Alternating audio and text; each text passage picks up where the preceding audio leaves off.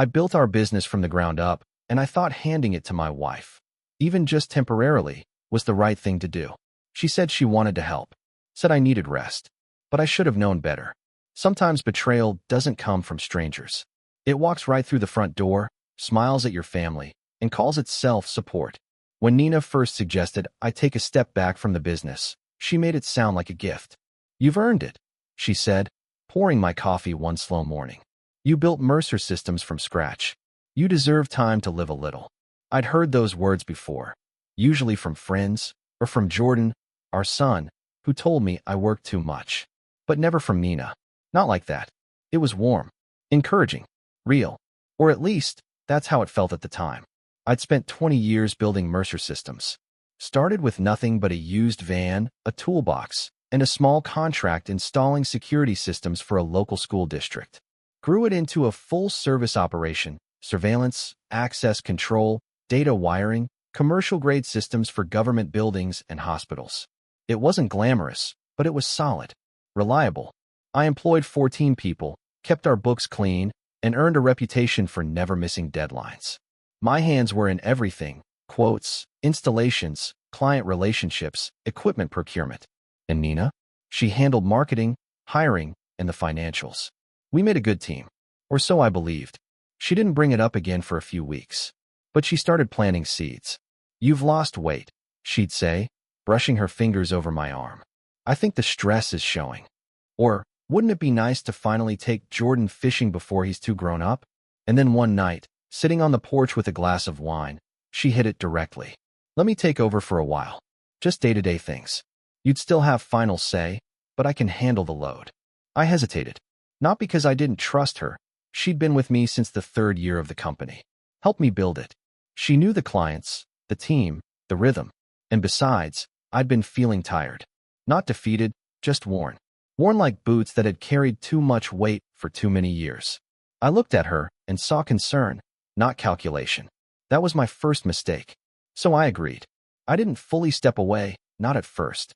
I still handled a few key accounts, met with our attorney monthly, and checked the books now and then. But Nina took over schedules, estimates, staffing decisions, and new client onboarding. She started calling herself operations director in emails. I let it slide. A few weeks in, she mentioned hiring a consultant. "Just to streamline things," she said. "You're always talking about how bloated the process is." I raised an eyebrow. "Who?" "Someone I met through the vendor network. Preston Hale. He worked with Allied Control Systems for years. Smart guy. Knows the landscape. He's just giving us some notes." I didn't push. Maybe I should have. But at the time, Preston was just a name. I wasn't threatened. I wasn't even curious. Nina had good instincts. I trusted her judgment. That was mistake number 2. The first time I met Preston was during a Thursday morning staff meeting. He stood at the edge of the conference table, confident but casual, in a navy blazer and no tie. He smiled like a man used to winning bids before the other guy even showed up. "Pleasure to meet you, Calvin," he said, extending a hand. "I've heard a lot about you." "Likewise," I replied, though I hadn't heard much about him at all. He talked fast, used phrases like pipeline synergy and conversion velocity that didn't mean much in our business. But the team seemed to like him. Nina beamed at his ideas. She called him sharp in front of everyone, more than once. I nodded, kept my face neutral, and reminded myself I wasn't here to control anymore. I was here to trust. Weeks passed, then months. I started noticing changes. Nina worked late more often, claimed meetings were running long, that Preston had new proposals to go over. She became more possessive of the books, said she was simplifying access. I didn't argue.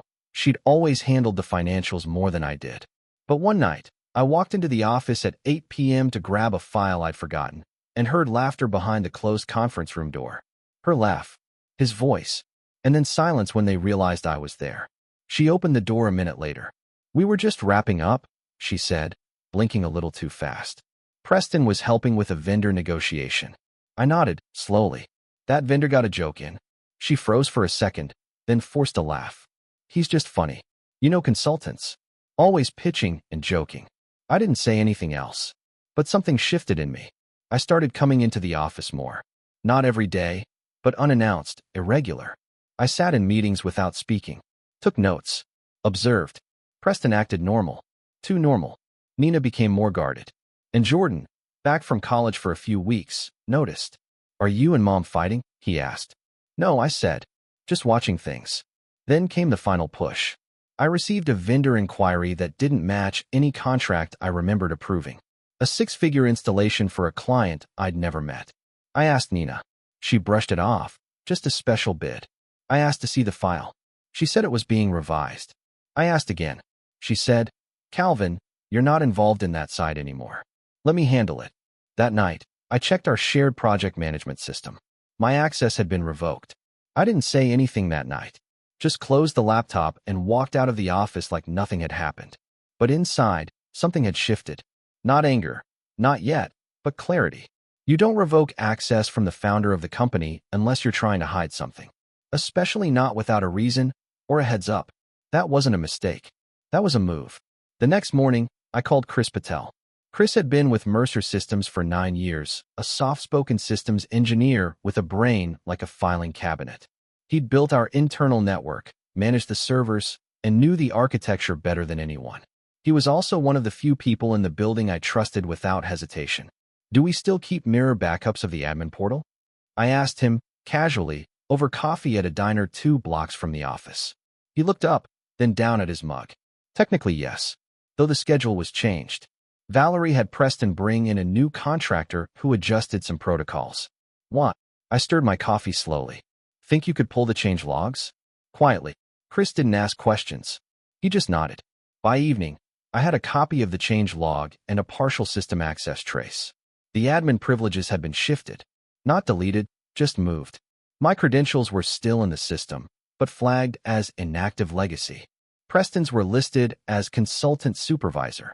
Nina's account had been reconfigured to override project approvals, including financial transfers. There it was, in plain text. The transfer of power I hadn't even noticed while I was out mowing the lawn and fixing the garage door. Still, I didn't confront her. There's something dangerous about reacting too soon. You lose leverage. You give them time to panic, to clean up, to twist the story. I needed facts, not suspicion, not hurt feelings. So I did what I do best. I worked quietly. I called Dana Whitaker, my attorney. She used to handle contracts for us in the early days before we grew too big for simple paperwork. You still available for private consultation? I asked. Not company-related. Personal. She agreed to meet me in her office that Friday. I laid it all out. The revoked access, the new consultant, the financial reassignments I hadn't authorized. I showed her a printed snapshot of the internal vendor approval that had my name on it, but didn't match my signature. Dana frowned as she flipped through the pages. You still have signing authority on the bank accounts? She asked. I do, I said. For now. Good. Don't make a sound yet. Just gather. Let me dig into filings and contract routing. That weekend, Nina was unusually cheerful. She made breakfast Saturday morning, asked if I wanted to take a walk with her around the lake. I almost said yes. Almost let myself believe, just for a second, that I'd imagined all of it. But I saw the text flash on her phone when she left it on the kitchen counter. Preston, got the revised doc. You're amazing. We'll move on it next week. I took a photo of the screen and kept cooking eggs. By Monday, Dana had traced 3 internal agreements signed in the last 60 days with a consulting firm called Hale Dynamics, LLC. The contract language gave the firm operational authority on behalf of Mercer Systems, including signatory rights for short-term subcontracts. Total value across all 3 contracts, $478,000. None of these had gone through board approval, because we never had a board. It was always just me and Nina. That was the flaw they exploited. I asked Dana, what happens if I revoke the contracts? They're not legally enforceable if the authority used to sign them was based on misrepresentation. But you'll need proof that Preston knew he was acting beyond his scope, and that Valerie enabled it. I'll get it. Chris helped me pull server logs showing remote access entries to vendor portals from Preston's device, and 2 document templates with metadata linking back to his IP address. He also found 1 private email between Nina and Preston saved in her draft folder, never sent, but never deleted. It read, once we get the new contracts in motion, I'll tell him. I just need him out of the way a little longer. He's watching again. That was enough for Dana to prepare a motion. Meanwhile, I started shifting assets. I had 2 trucks and 3 major hardware contracts still under my name. I reassigned ownership of the trucks to a holding account and began drafting a new service entity, Mercer Technical, on the side. Quietly, legally, but I knew something was coming. I could feel it, and I was right. On a Wednesday afternoon, I came back from a hardware supplier meeting to find Nina waiting in the driveway. She wore a blazer and a smile, but the tension in her jaw betrayed her. "We need to talk," she said. Inside, I followed her into the living room. "I've been thinking a lot," she began. "About the future. About you. About the business. You said you wanted to rest, and I think that's still the right call." I folded my arms. "You trying to retire me early?" "I'm trying to help you," she said, too fast. "You've been off. You're not engaged anymore. Preston and I have been covering for you, and honestly, it's starting to show." I just nodded. "I talked to a business attorney," she continued. "There are options where you can take a buyout. Walk away clean. Preston can help manage the transition. It's still your legacy. You'll just step back permanently." There it was. The final move. She wasn't asking. She was telling. But she had no idea how far ahead I already was. I didn't respond to her buyout proposal right away. Just stood there, arms crossed, while she laid it out like it was a generous act of mercy. Like I was the weak link being gently retired before I ruined the perfect machine she and Preston had built. "You can take your time," she said at the end, forcing a smile. "But the sooner we settle it, the smoother it'll be for everyone." I nodded slowly. "That's a lot to take in." She relaxed, just a little, mistook my calm for hesitation. "Good." That night, I went into the garage and pulled out a folder I'd been keeping in my tool cabinet, tucked between old blueprints and equipment manuals. Inside was a timeline, dates, emails, copied agreements, server logs, and screenshots. Everything Dana and Chris had helped me collect. I wasn't ready to strike just yet, but I wanted to hold it in my hands, to feel the weight of what I knew. You learn a lot about people when you let them believe they've already won. They get sloppy, comfortable. They start showing their cards. And Nina, she was showing hers with every smug glance across the dinner table. Over the next week, I played the role she wanted. I stopped coming into the office. I let her take final calls. I even missed a vendor lunch on purpose. Meanwhile, Dana filed a quiet injunction in county court, one that froze any asset transfer or equity change without my written consent. Preston wouldn't know until they tried to move something, and by then, it'd be too late. Then I called in a favor. Mike O'Neill ran Allied Control Systems, the competitor Preston had worked for before he retired. We weren't close, but we'd shared clients and contracts over the years. I invited him to lunch under the pretense of checking on a supplier. We talked casually for 20 minutes before I dropped Preston's name. Mike's smile dropped. "Hale? Thought he moved out of the industry," he muttered. "Last I heard, he got pushed out." "Pushed out?" Mike leaned in. "Got caught trying to backchannel deals under the company's name. Brought in his own people, pitched side contracts behind the scenes. We didn't press charges, but it got messy. Cost us 2 clients and 6 months of cleanup." My jaw clenched. "You have any of that documented?" He paused, then gave a short nod. "I'll see what I can dig up." 2 days later, I had a PDF in my inbox. 3 internal memos from Allied's HR and legal teams outlining Preston's behavior. One line stood out. Mr. Hale acted with an intent to mislead partners into believing he had executive authority. He misrepresented internal structures and directed funds outside of protocol. Bingo. I brought the file straight to Dana. "This is what we needed," she said, eyes scanning the memos. "Precedent of behavior. Pattern of misconduct. If he tries to contest anything, we've got ammunition." "Good," I said, "because I'm ready." We waited 1 more week. I let Nina dig the hole a little deeper. She hosted a staff meeting without me, sent out a newsletter naming Preston strategic advisor, and announced a rebranding project. New colors, new website, even new email domains, at halestrategy.com integration. She was making it obvious now, and I wanted it that way. Then I made my move. On a Thursday morning, I walked into the office unannounced, coffee in one hand, file folder in the other. Chris saw me from across the hall and gave a small nod. Nina was in the conference room with Preston and 2 junior staffers, reviewing a PowerPoint presentation. She looked up, startled. "Calvin, I thought you were taking a break?" I said calmly. "Yeah, I changed my mind." Preston stood up too fast. "Is this a bad time?" No, I said. It's perfect. I placed the folder on the table and flipped it open. This is an affidavit from Dana Whitaker confirming that I never signed or authorized the Hale Dynamics contracts. These, I continued, sliding forward a few printed emails, are server logs showing your credentials accessing our systems with elevated privileges you were never granted. Nina froze. One of the staffers slowly slid their notebook closed.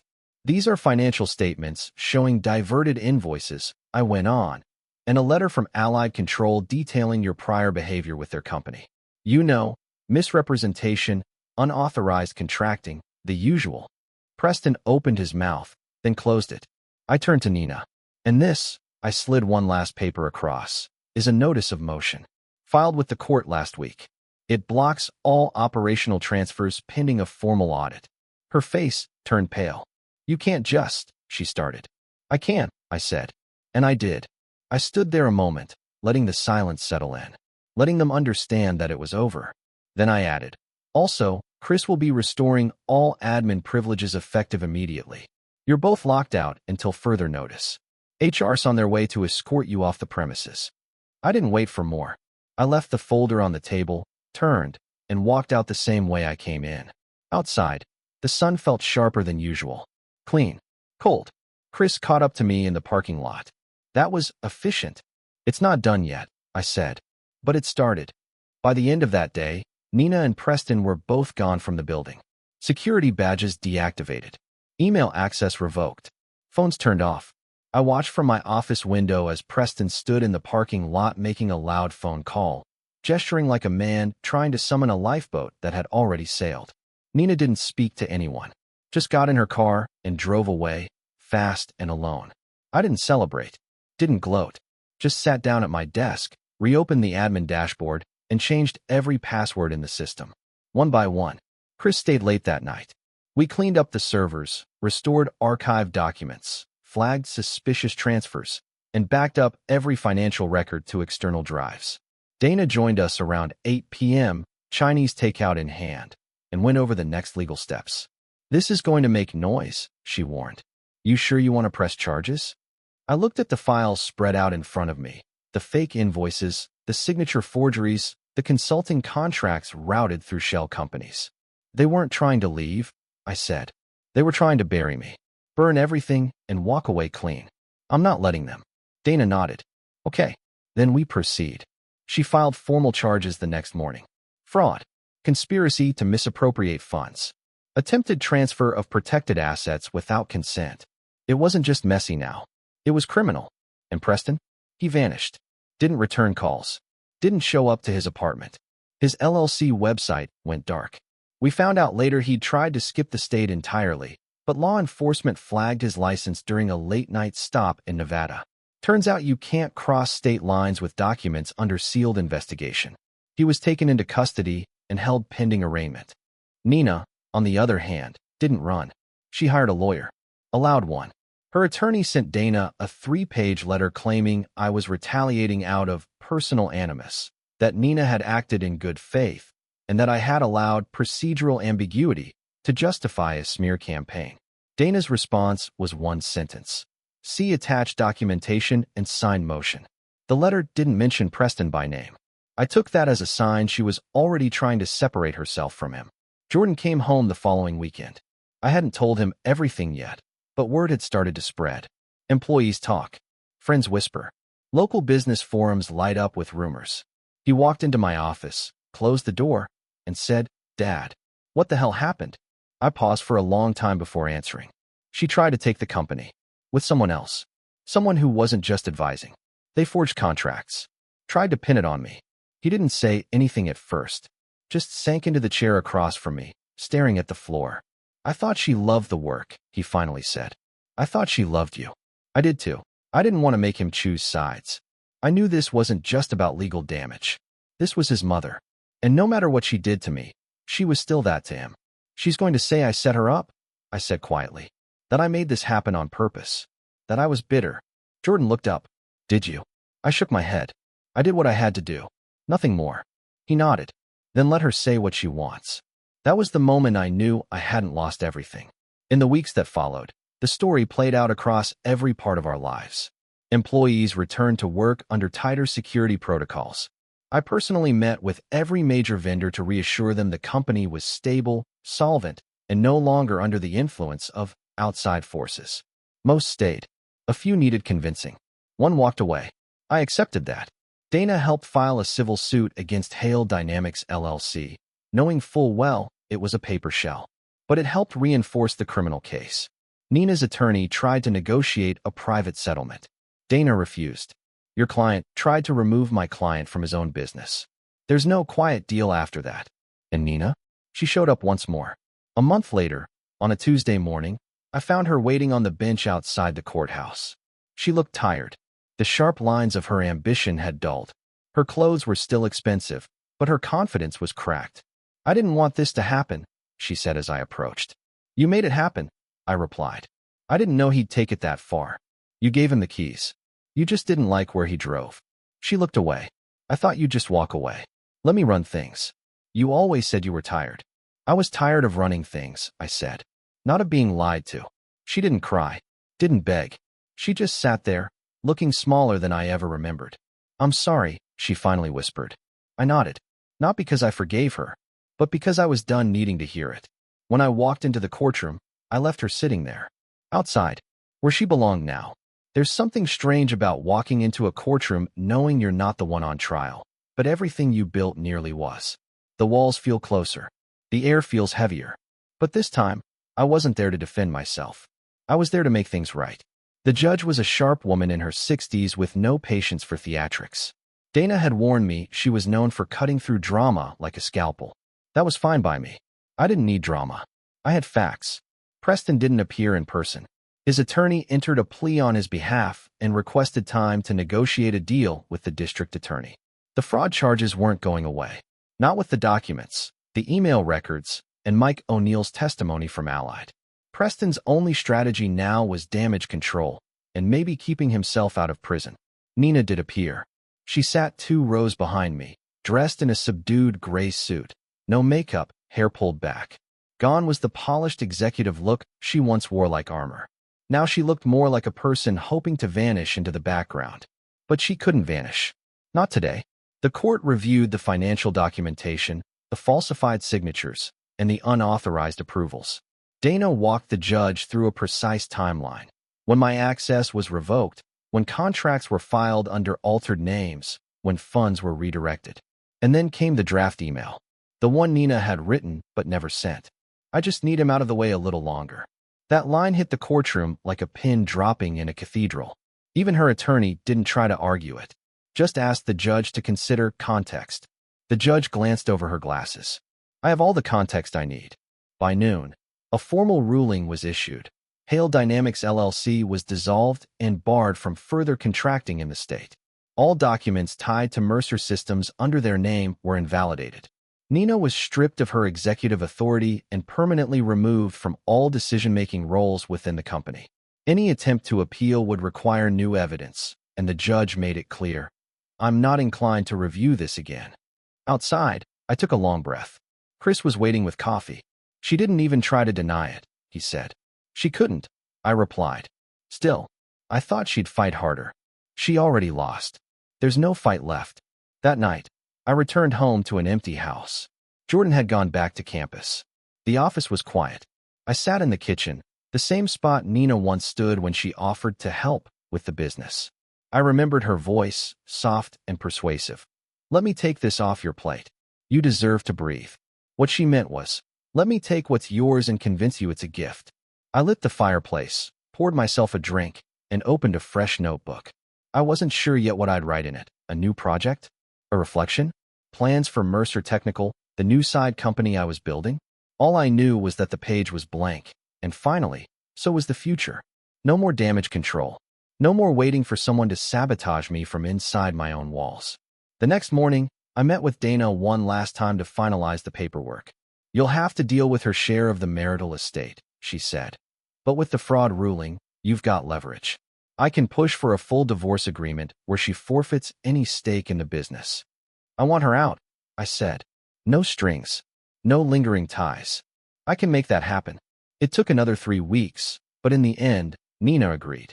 She signed over her share in Mercer Systems in exchange for a reduced claim on property and savings. The house, the trucks, and the company were mine, clean. She sent me one final message before disappearing from my inbox for good. It was short. 2 lines. I thought I knew what I wanted. I didn't. I'm sorry for everything. I didn't reply. Some apologies aren't meant to be answered. They're just meant to be seen and left there. Chris helped me transition Mercer Systems into a new model. Leaner, more secure, with a proper board and auditing firm this time. No more trusting someone just because they smiled at the right moment. No more giving control to people who saw my life's work as something to carve up and sell. Jordan started coming home more. Not to check on me, just to visit.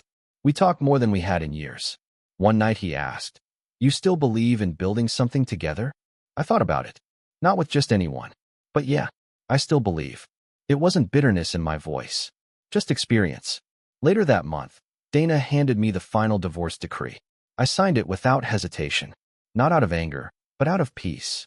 Nina had taken her shot. Tried to write me out of my own life. But in the end, I was still standing. Still building. Still here. And she was gone. The morning I got the final court confirmation, the signed, sealed document declaring me sole owner of Mercer Systems, I didn't feel triumphant. I didn't feel angry, either. What I felt was something closer to stillness. A kind of quiet clarity I hadn't known in years. Not since before Nina and I blurred the lines between home and business, trust and convenience. The last few months had burned away the noise, the performance, the illusion of partnership. And what remained was the truth. I had built something solid, and I had protected it. Not with rage, not with chaos, but with facts, with patience, and with a steady hand. I walked through the office that day with new eyes. People greeted me with nods, relief in their voices. They weren't scared anymore, not wondering who was in charge or what shady plan might derail their work. I had restored order. But more importantly, I had restored trust. Chris knocked on my office door before lunch. "Thought you might want to see this," he said, holding up a manila envelope. I opened it carefully. Inside were 2 unsigned proposals Preston had pitched just weeks before everything collapsed. One to merge Mercer Systems into a holding company with ties to out-of-state investors. The other to move key operations under a consulting arm registered in his name. He'd been planning a full takeover. Not just a financial maneuver. A corporate identity rewrite. I smiled. Not because I was impressed, but because I now understood how close he thought he had come. They always do. The ones who operate in shadows assume no one sees them until it's too late. But I did. I saw them early enough. And I moved quietly, precisely, the same way I'd built the business from day one. By the end of the week, Mercer Systems was officially restructured. We launched a refreshed brand, one that honored the legacy but cut ties with every trace of Hale Dynamics and its poison. Emails were changed. Logos cleaned. Internal culture rebuilt around transparency and accountability. We didn't hide from what had happened. I even gave a short address to the staff, explaining the mistakes I made, trusting too easily, stepping back too far, and how we'd learn from them. We move forward, I said, not because it's easy, but because it's necessary. We don't pretend this never happened. We build something better because of it. Applause followed. Not thunderous, but honest. Jordan was there too, in the back of the room, arms crossed, wearing that quiet smile he got from his mother and the grit he got from me. Afterward, he pulled me aside. "You handled that like a leader," he said. "Had enough time to think it through," I replied. He chuckled. "So what now? You done fighting fires?" "I hope so," I said. "But if another one comes, I'll be ready." That night, I returned home and sat on the back porch with a drink and a worn photo album. Not out of nostalgia, more like an audit of the past. There were pictures of Nina and me at the grand opening, at trade shows, on the beach with Jordan when he was 6. I didn't tear anything out, didn't burn the pages or rewrite the memories. They were real, some good, some not, but they belonged to a version of life that no longer had a seat at my table. A few days later, I got word from Dana.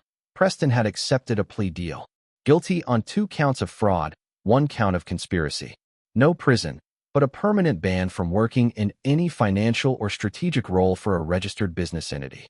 His reputation? Ruined. Future? Limited. Nina didn't fight the divorce terms. She relocated out of state. probably hoping to start over somewhere she could control the narrative. I didn't care what story she told. The truth was on record, in black and white. I never tried to get back at her, never stalked her social media or fed the gossip. That wasn't the point. The point was always simple: protect what's mine and walk away clean. And I did. Months passed. One morning, I arrived early to the office and found a letter waiting on my desk. No return address, just my name in handwriting I hadn't seen in a long time. I opened it carefully. Calvin, I don't expect you to read this. And if you do, I don't expect you to believe me. But I need to say it, even if no one ever responds. I didn't fall out of love with you. I just stopped feeling needed. And when Preston showed up and made me feel powerful again, I believed him. I was wrong. About him. About what I thought I was missing. You never tried to hurt me. And I repaid that by nearly destroying everything you built. I know I can't undo what I did. But I wanted you to know, I'm not proud of any of it. I'm sorry. Nina. I folded the letter and put it away in a drawer. I didn't shred it. Didn't frame it. Just kept it, like a page from a chapter that had already ended. That afternoon, I walked through the office, floor to floor, talking with the team. I wasn't the absentee owner anymore. I was back. Not because I didn't trust anyone, but because I'd earned the right to be present again. In the break room, someone had put up a poster with the new company motto: built with integrity, rebuilt with purpose. I didn't write it, but I couldn't have said it better myself.